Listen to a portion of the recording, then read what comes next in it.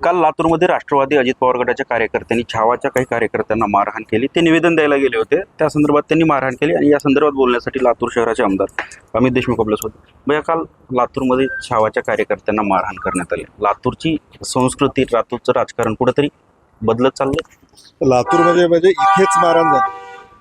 आता isakal.com आहे देशातील नंबर 1 ची मराठी न्यूज वेबसाईट. प्रत्येक अपडेटसाठी isakal.com ला नक्की भेट द्या. याच आवारामध्ये मारहाण झाली. त्यामुळे मी आज आल्यानंतर इथले जे व्यवस्थापक आहेत त्यांना विचारलं की बाबा इथली सुरक्षा व्यवस्था कशी आहे, कारण आता इथली सुरक्षा व्यवस्था सुद्धा याच्यावर प्रश्नचिन्ह निर्माण झालेला आहे. त्यामुळे शासकीय आवारामध्ये जर हाणामाऱ्या होत असतील तर आणि सत्ताधारी त्याच्यामध्ये जर गुंतलेले असतील तर मला असं वाटतं की हे गंभीर आहे आणि प्रशासनानं विशेषतः यावर लक्ष दिलं पाहिजे. आणि प्रशासनाची सुद्धा पकड कुठे ढिली झाली आहे का असा प्रश्नचिन्ह निर्माण होतो. 1.5 महिना उलटून जातोय, लातूर जिल्ह्यात पाऊस नाही, विशेषतः मराठवाड्यात पाऊस नाही. कृषी मंत्री शेतकऱ्यांच्या प्रश्नांवरती जागरूक दिसत नाहीत. काल रम्मी खेळतायत ते सभागृहामध्ये.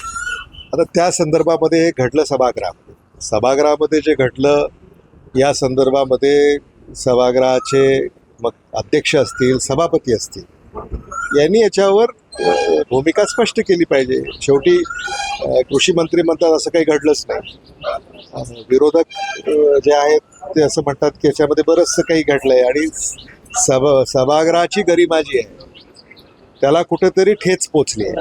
त्यामुळे याच्यावर सभागृह ज्यांच्याकडे आहे त्यांनी याच्यावरती स्पष्टता दिली पाहिजे. कृषी मंत्र्याच्या विधानांवर ना त्यांचा राजीनामा मागण्याचा जोर धरू लागला. तुम्ही काय कसं मागता? नाही, कृषी मंत्र्यांनी लोकभावना काय आहेत, जनभावना काय आहेत ह्या ओळखून पावलं उचलली पाहिजे. शेवटी अलीकडे सत्तेमध्ये गेल्यानंतर कोणी राजीनामा देतं याच्यावर काही फार विश्वास राहिलेला नाही आहे. मागचा 1.5 महिना झाला लातूर जिल्ह्यात पाऊस नाही. काय परिस्थिती आढावा पाहिजे? पाऊस नाही हे खरं आहे. शेतकऱ्यांच्या काही ठिकाणी पेरण्या झालेल्या आहेत, बऱ्याच ठिकाणी पेरण्या झालेल्या नाही आहेत. आणि हवामान खात्याच्या अंदाजानुसार आता 8 दिवस पाऊस आहे असं म्हणतायत. त्यामुळं माझी अशी आशा आहे की पाऊस पडेल आणि पेरण्या पूर्ण होतील, शेतकरी अडचणीत येणार नाहीत. पण शासनाने सतर्क राहायला हवं की जिथं पर्जन्यमान कमी आहे किंवा पाऊसच झालेला नाही तिथं मात्र दुबार पेरणी साठी काही शेतकऱ्यांना मदत करण्यासंदर्भामध्ये त्यांनी धोरण स्वीकारलं पाहिजे. आणि त्या दृष्टिकोनातून सतर्कता बाळगून पंचनामे करणं, सर्वेक्षण करणं हे त्यांनी करावं अशी माझी त्यांना जाहीर विनंती असेल. संदीप भोसले, साम टीव्ही न्यूज, लातूर.